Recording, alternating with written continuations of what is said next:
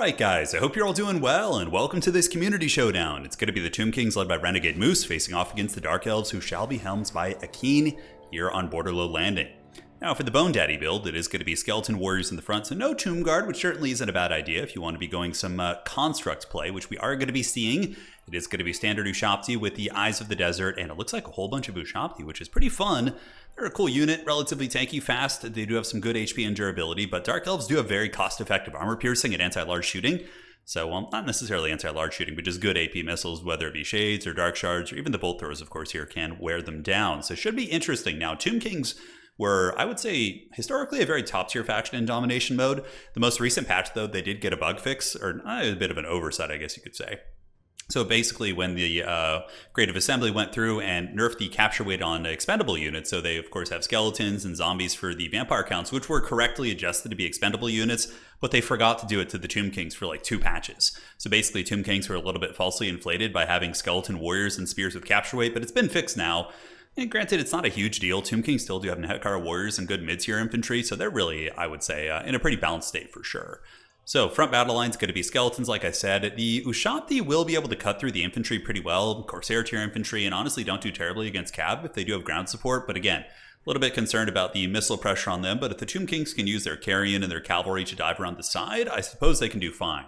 Eyes of the Desert, just a very solid inclusion. They're good at shooting at like characters like Malekith, who's very meta, Supreme Sorceress, oh my god, it's Lokir. Oh, it's Lokir on the dragon too. That's pretty unusual, but we'll have to keep tabs on that. And the Lord here is going to be Grand Akatep in the bushes, rocking Usirian's Incantation as well as Sandstorm. Oh wow, that's it? That's really the only spell? Because usually what most people do with Tomb Kings is they just spam cheap spells to trigger the Restless Dead, which heals your entire army for 1% of their HP. It's crazy good. It's the reason why you've seen like Demons of Chaos and Nurgle and factions with Earthbloom doing so well is because of that map-wide healing, right? But when you have mostly a Construct army, I suppose it's not going to be as good. Now, looking here at the old, I was about to say Vampire Count, seeing a big dragon flying around, but no, it is the Dark Elves. It's going to be Lokir. And you know, in some ways, like if Lokir in his current form was like on the Empire roster, he'd probably see some play, for example. I mean, he's a big dragon that regenerates, has pretty good combat stats, breath attacks, and some other utility. But on Dark Elves, he's definitely overshadowed by the Supreme Sorceress on the dragon, who basically has the same combat line and magic as well. But, you know, he's obviously a little bit of a better duelist. And Malekith did get nerfed pretty heavily a ways back. I think that was mostly due to land battle. I don't think Malekith, I guess he was pretty good in Dom as well, but I don't really ever remember him being like super oppressive, although yeah, I guess he carried a lot of games on his back, but hard to say. So yeah, Bolt Thrower is pretty good against mass. The one thing about this Dark Elf build, it may have some problems defending against mass swarming, so if we see Nehekara Horsemen coming in, the thing about Nehekara Horsemen is they actually defeat the Dark Elf variants in melee. So if they're fighting against Dark Riders, they defeat them, and they're really, really good at pressing into the backfield. So we'll have to see how it goes. Crows of Cain sitting in the bushes. We'll do a little bit of fast forwarding while we posture up. We see Carrion coming out. So right now we see 1 Carrion, we see 2, and we see a 3rd Carrion. So obviously those things are going to be alpha striking here on the Bolt Throwers. While Skeletons do move up, they're getting caught in spray fire mode. And now we'll see if the Dark Elf player is going to be really on point at defending his artillery, which is very doable. We do see 1,500 points being banked, which makes me think there is going to be some answers like Dark Riders. And Dark Riders countercharging Carrion will be able to wear them down. It takes some time because Carrion do have 46 melee defense. They're actually surprisingly tanky, but even still, I do think that's what we're going to be seeing here. Excuse me. I'm having some accursed allergies today. So Dark Riders call it down the back, going to be guarding the artillery, it looks like. Although, no, it looks like they're moving up a little bit. So maybe they're thinking about pressing something. That wouldn't make sense to me. We definitely sit back here and defend. You use Crows of Cain to stop one and just keep those Bolt Throwers online. Let them get that nice spray fire mode into the Ushabti. Then you slowly move up your sword and board position with the Dark Shards following up. And that's a pretty nice little bit of action you got for sure. And I mean, Lokir could be really, really dominant in the front line. We'll have to see how that unfolds.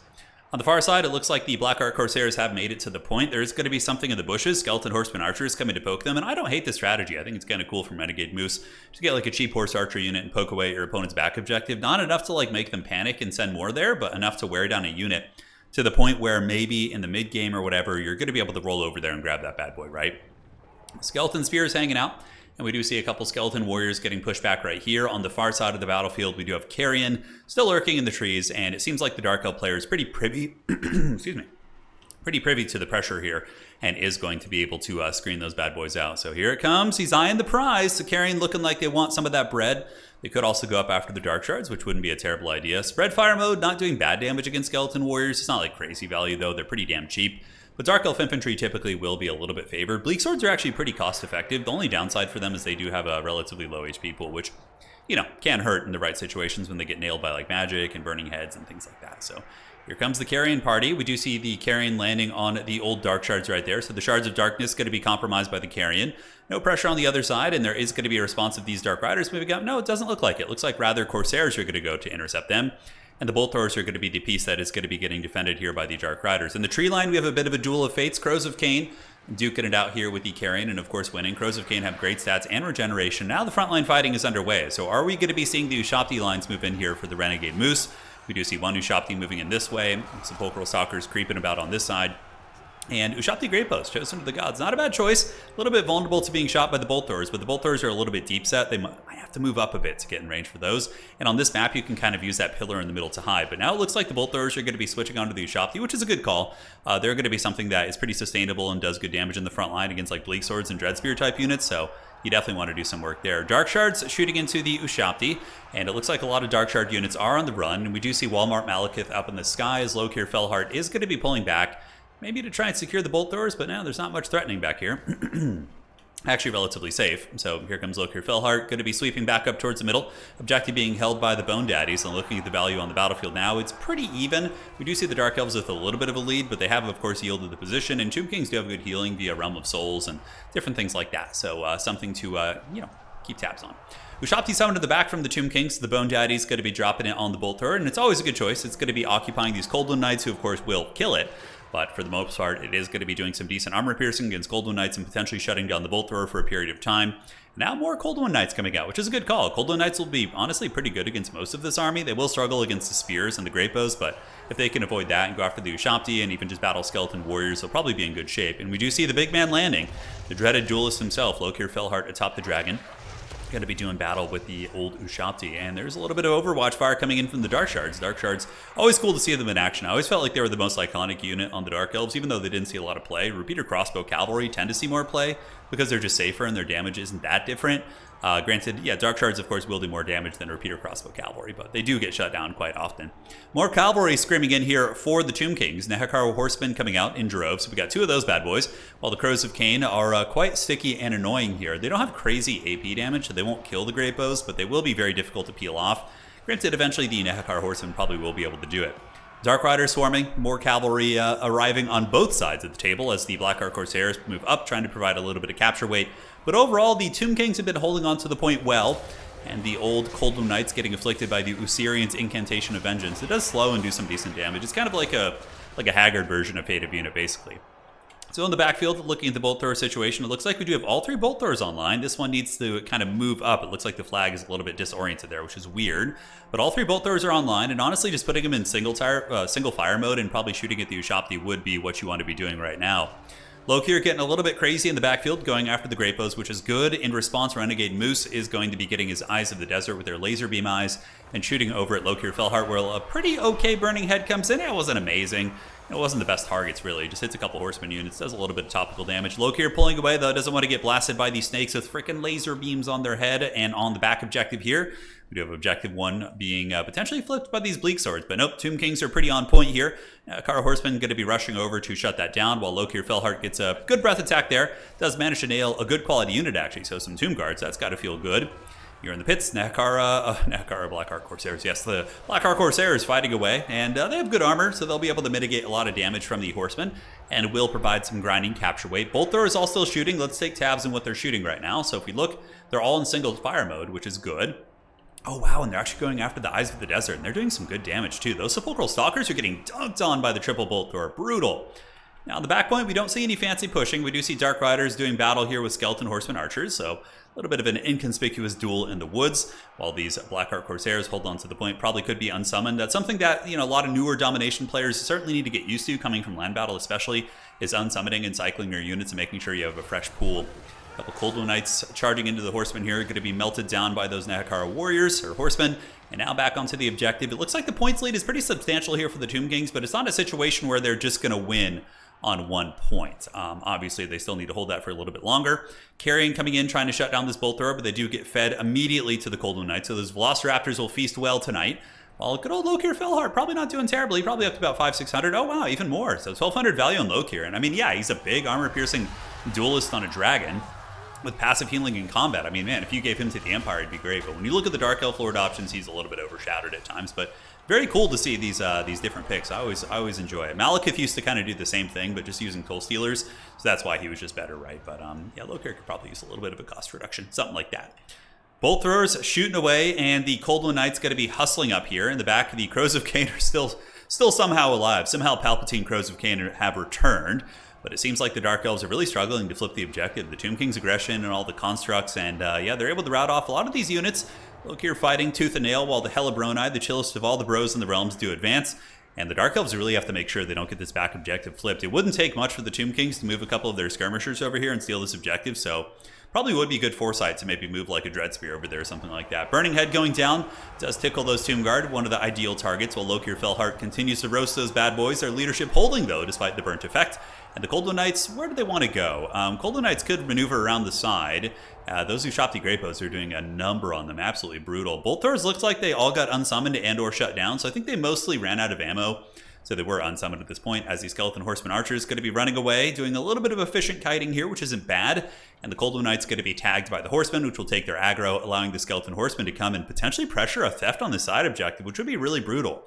Because the Dark Elves are slightly value trading, like slightly up in terms of value, but I guess with Tomb King's healing, the Realm of Souls, which heals your entire army for 2% when it procs, which is actually very, very good. I think it's a little bit more than 2%. So like on a Tomb Guard, for example, that's going to be like 250 HP, which is a lot. That's very, very good. It's like map wide, if you think about the total gold that represents, it's a substantial.